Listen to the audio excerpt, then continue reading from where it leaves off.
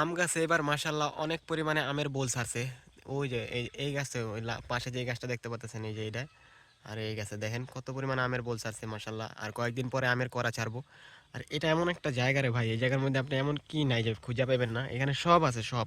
আপনার মনে করেন যে সবজি থেকে শুরু করে খেজুর গাছ, খেজুরের রস, ঠিক আছে, ওই যে ওই গাছগুলো এখন আব্বু কাটে না, ঠিক আছে, এগুলো এখন আপাতত বন্ধ রাখছে কয়েকদিন, খোলাগুলো শুকায় গেছে এই জন্য।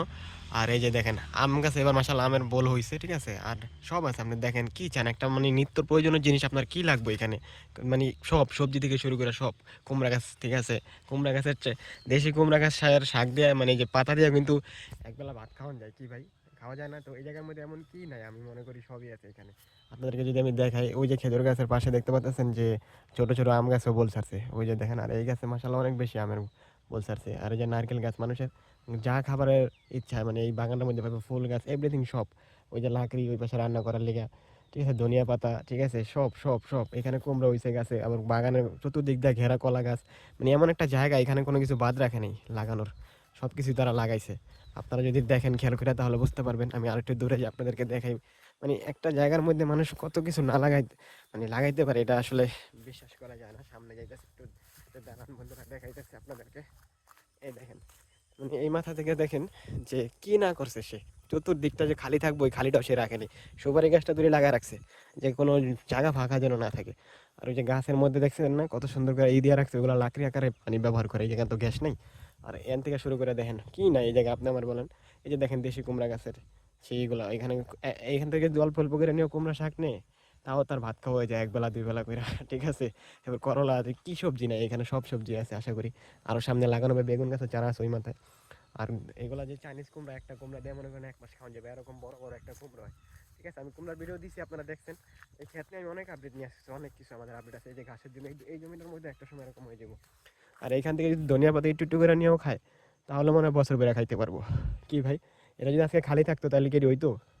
কিছু হইতো না। দেখছেন বিশাল জমি, কিন্তু কোনো কিছু খালি রাখে নেই। এই যে আম গাছের বোলগুলো এখান থেকে দেখা যায়।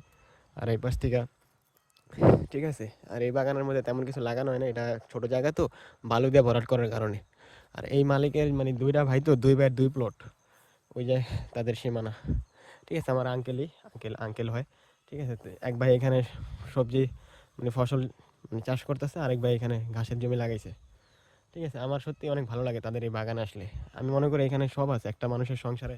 কি কি লাগে, প্রতিদিনের বাজার তো লাগে অবশ্যই, যেমন আপনার সবজি লাগে, হ্যাঁ সবজি, তারপরে ধরেন আপনার কিছু খাবার কিনতে হয়, যেমন আমরা ডাব পছন্দ করি, তারপরে আপনার খেজুরের রস, যাই লাগে একটা মানুষের শখ কি থাকে, তো সবই আছে এখানে। এখানে জায়গাটা যেমন বড়, ঠিক আছে। ধরেন একটা বাজারের মধ্যে আপনি গেলেন, তখন আপনার কি কিছু সবজির প্রয়োজন, ধনিয়া পাতা, করলা, তারপরে আপনার কিছু শাক, ঠিক আছে, কুমড়া, এগুলো হইলে কিন্তু ভাই একটা মানুষের খাওয়া হয়ে যায় এমনিতেই। আমি মনে করি সে অনেক ভালো কাজ করছে, এই গানের মধ্যে সব লাগাইছে। তারপরে ধরেন আপনার কলা খাইতে মন ছিল, এখানে এলে একটা কলা খাইতে পারলেন, কলা গাছও আছে অনেক, ঠিক আছে। সব সব আছে সব, মানে একেবারে এভরিথিং, একেবারে পুরো বাগানটা এমন একটা বাজার। আমার মাঝে মাঝে এলে মনে হয় কি এটা একটা বাজার হইলে ভালো হইতো, মানুষজন আয়া ঘুরে যেত। বিশাল রে ভাই, বিশাল। একটু জায়গা হয় খালি রাখে না, এই মাঝখানে যে খালি রাখবো এর মধ্যে সে ধনিয়া পাতা লাগাই দিছে, মরিচ গাছের চারা লাগাইছে, এই সাইড দিয়ে সে সুপারি গাছ লাগাই দিছে। আপনার বাড়ির পাশে যদি একটু জায়গা থাকে, অনেকটা মরিচ গাছের চারা লাগাইলে মরিচ হইব, খালি রাখলে কিছু হইব না। তো ঠিক আছে, আমার কাকার জমিটা কেমন আর কি ধরনের আপনার আপডেট চান, সামনে আমাদের আমি বেগুন গাছ আর করলা গাছ নিয়ে আপডেট দিব ইনশাল্লাহ। কারণ বেগুন গাছ কদিন আগে লাগানো হয়েছে, এটা দেখাইতে পারেন, আমি অন্য জায়গায় ছিলাম। আর করলা গাছের আপডেট খুব তাড়াতাড়ি পাবেন। করলা কতটুকু হইলো, কি পরিমাণ হইলো, আমি আশা করি রমজানের আগে আগে হবে। আপনারা একটু দোয়া করেন যেন রমজানের আগে আপনাদেরকে আপডেট দিতে পারি। জানাবেন ভাই অবশ্যই।